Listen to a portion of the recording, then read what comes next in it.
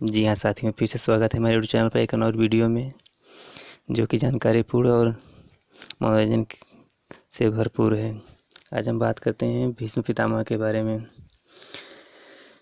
पृथ्वी अपनी गंध को, अग्नि अपनी उष्णता को, आकाश शब्द को, वायु स्पर्श को, जल आर्द्रता को, चंद्र शीतलता को, सूर्य तेज को, धर्मराज धर्म को छोड़ दें, किंतु भीष्म तीनों लोकों के राज्य या उससे महान सुख के लिए अपना व्रत नहीं छोड़ेंगे। यह कथन उस महान दृढ़व्रती भीष्म का है, जिन्होंने अपने पिता के सुख के लिए आजन्म अविवाहित रहने की प्रतिज्ञा की थी। भीष्म हस्तिनापुर के महाराज शांतनु एवं गंगा के पुत्र थे। कौरव और पांडवों के पितामह होने के कारण इन्हें पितामह भी कहा जाता है। भीष्म के बचपन का नाम देवव्रत था। उन्होंने देवशास्त्र की शिक्षा गुरु वशिष्ठ से प्राप्त की थी। युद्ध एवं शस्त्र विद्या की शिक्षा इन्हें परशुराम से मिली। वे शस्त्र और शास्त्र दोनों में अत्यंत निपुण थे। एक बार महाराज शांतनु आखेट की खोज में यमुना के तट पर पहुँचे। वहाँ पर एक परम सुंदरी कन्या को देखकर उस पर मुग्ध हो गए। महाराज शांतनु ने उस कन्या के पिता निषाद राज से विवाह करने की इच्छा व्यक्त की। निषाद राज ने कहा, मैं एक शर्त पर अपनी कन्या का विवाह आपसे कर सकता हूँ कि राजा की मृत्यु के पश्चात मेरी कन्या का पुत्र गद्दी पर बैठेगा, देवव्रत नहीं। महाराज शांतनु अपने पुत्र का यह अधिकार छीनना नहीं चाहते थे, इसलिए वे हस्तिनापुर लौट आए। धीरे धीरे महाराज की दशा सोचनी होती गई। देवव्रत के पिता की चिंता का कारण पता किया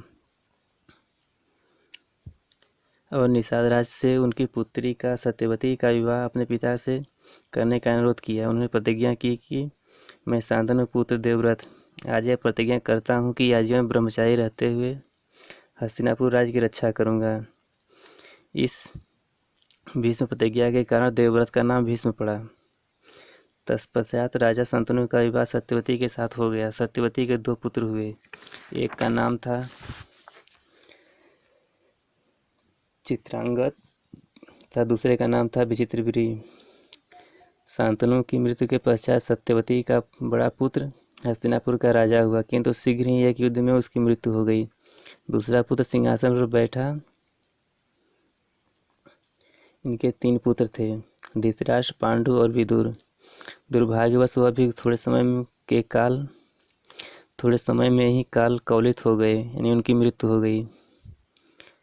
अब कौन सिंहासन पर बैठे? कोई दूसरा उत्तराधिकारी नहीं था, इसलिए सबने भीष्म से राज्य स्वीकार करने का आग्रह किया, किंतु भीष्म ने इसे अस्वीकार कर दिया। उन्होंने कहा, मनुष्य की प्रतिज्ञा सीख नहीं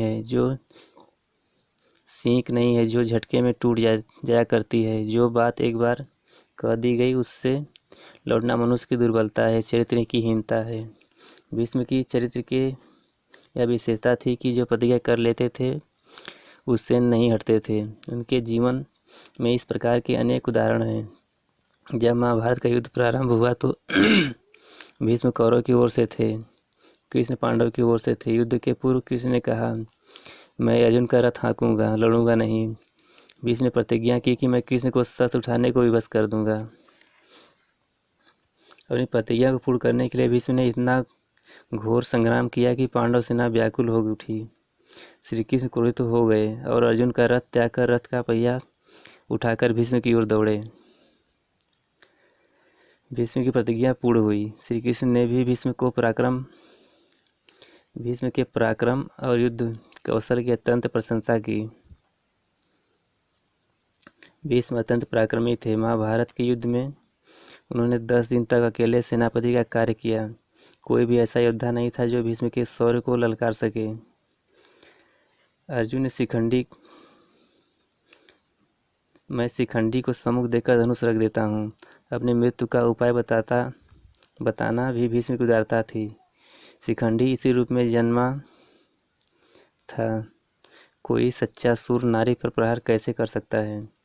अर्जुन ने शिखंडी को आगे करके पितामह पर बाणों की वर्षा की। जब भीष्म रथ से गिरे, उनके शरीर का रोम रोम बिंद हो चुका था। पूरा शरीर बाणों पर ही उठा रह गया था। भीष्म ने घायल अवस्था में ही सूर्य के उत्तरायण होने तक अपने प्राण न त्यागने की प्रतिज्ञा की। सूर्य की किरणें एक वर्ष में 6 माह भूमध्य रेखा के उत्तर में तथा 6 माह भूमध्य रेखा के दक्षिण में लंबवत पड़ती हैं। सूर्य के भूमध्य रेखा के दोनों ओर स्थित रहने की इस दशा में सूर्य का उत्तरायण और दक्षिणायन कहा जाता है।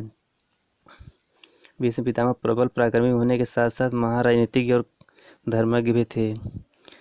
सरसैया पर पड़े हुए भीष्म ने युधिष्ठिर को ज्ञान, वैराग्य, भक्ति, धर्म एवं राजनीति का जो उपदेश दिया वह महाभारत के शांति पर्व में संग्रहित है। भीष्म की महान दृढ़ प्रतिज्ञा व्यक्ति किसी भी देश और समाज को सदैव नई दिशा देते रहते हैं। यहीं पर कहानी समाप्त होती है। इसी तरह की मज़ेदार वीडियो पाने के लिए इस चैनल को सब्सक्राइब करें। फिर मिलते हैं नेक्स्ट वीडियो में।